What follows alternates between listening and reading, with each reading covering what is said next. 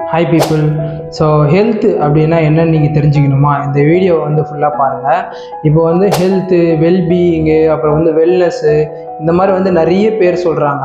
ஆனால் அதுக்கு மீனிங் என்ன அப்படின்றது நிறைய பேருக்கு தெரியல.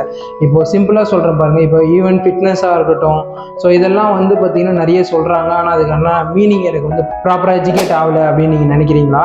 இப்போ நீங்கள் வாட்டருக்கு எப்படி நீலு, தண்ணி, பானி, அப்போ இந்த மாதிரி வேர்ட்ஸ் வந்து டிஃபர் ஆகுது. மீனிங் எல்லாத்துக்குமே ஒன்று தான். எல்லாருமே மேஜராக சொல்ல வர்றது என்ன அப்படின்னா, நீங்கள் வந்து நிறைய டேப்லெட்ஸ் எடுக்கக்கூடாது, நிறைய இன்ஜெக்ஷன்ஸ் போடக்கூடாது. எப்போ தேவை அப்படின்னா கை கால் உடஞ்சா தேவை, ஸோ அந்த டைமுக்கு நீங்கள் எடுத்துக்கலாம். மற்றபடி வந்து நீங்கள் டேப்லெட்ஸோ இன்ஜெக்ஷன்ஸோ நீங்கள் ரெகுலராக எடுக்கிறீங்க அப்படின்னா நீங்கள் தான் வந்து வெல்னஸ்லேருந்து இல்னஸ்க்கு போய்கிட்டு இருக்கீங்க, ட்ராவல் பண்ணிகிட்டு இருக்கீங்க அப்படின்னு அர்த்தம். உதாரணத்துக்கு சொல்லணும்னா, இன்றைக்கி ஹாஸ்பிட்டலில் இருக்கிறவங்களாம் நேற்று வரைக்கும் நல்லா இருந்தேன் அப்படின்னு சொன்னவங்க தான் இன்றைக்கி ஹாஸ்பிட்டலில் இருக்கிறாங்க. அது உதாரணத்துக்கு நான் சொல்கிறேன் பாருங்கள், உங்களுக்கு புரிகிற மாதிரி. அவங்க ஆர்கன்ஸில் ஏதாவது ப்ராப்ளம் அப்படின்னா ஃபேஸில் வந்து ஃபஸ்ட்டு ரியாக்ஷன்ஸ் இருக்கும். இந்த ஃபேஸில் வந்து நிறைய கருப்படைஞ்சு போயிருப்பாங்க. அது காரணம் என்ன அப்படின்னு பார்த்தீங்கன்னா, உங்களுக்கு வந்து சிம்டம்ஸ் காட்டுது.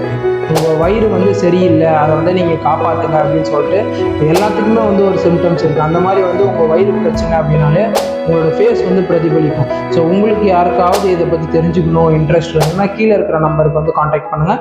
நான் உங்களுக்கு ஹெல்ப் பண்ணி கைட் பண்ணுறேன். All the best. Bye bye. நோயற்ற வாழ்வே குறைவற்ற செல்வம். வார்த்தையாக இல்லை, வாழ்க்கையாக வாழ்ந்து காட்டணும். பை.